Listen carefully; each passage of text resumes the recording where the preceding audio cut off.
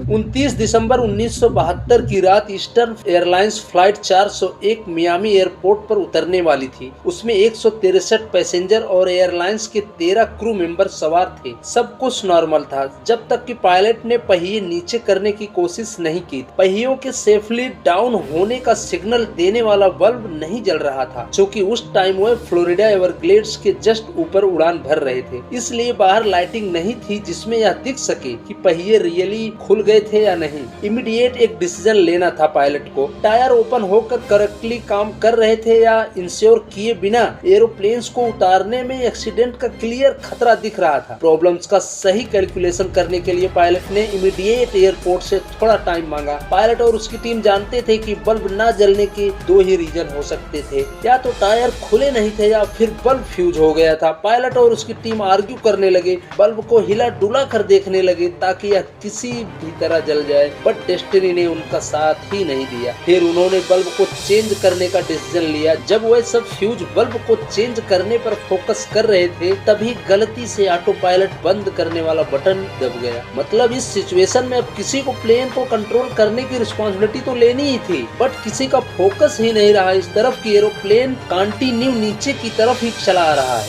Immediately flight 401 Miami airport से सिर्फ 18 metre दूर एवरग्लेड्स में ही क्रैश हो गई। कॉकपिट में मौजूद हर आदमी का फोकस $3 के बल्ब पर केंद्रित था और किसी को भी जहाज उड़ाने की याद ही नहीं रही। इस रात 96 पैसेंजर और एयरलाइंस के 5 क्रू मेंबर मारे गए। इसका रीजन यह था, उन सब ने अपनी प्रायोरिटी पर फोकस नहीं किया। आवश्यक काम में उलझकर महत्वपूर्ण काम को भूल गए। तो दोस्तों, हमें अपनी प्रायोरिटीज को इग्नोर करने पर शायद ही कभी इतने ड्रामेटिक रिजल्ट मिलते होंगे, परंतु आज हम सब कई बार आवश्यक और तत्काल किए जाने वाले कामों में इतने व्यस्त हो जाते हैं कि हम अपने रियल प्रायोरिटीज को ही भूल जाते हैं। तो उम्मीद है आप सबको इस वीडियो से आवश्यक वर्सेस महत्वपूर्ण का आंसर मिल गया होगा। मिलते हैं नेक्स्ट वीडियो में। Thanks for watching.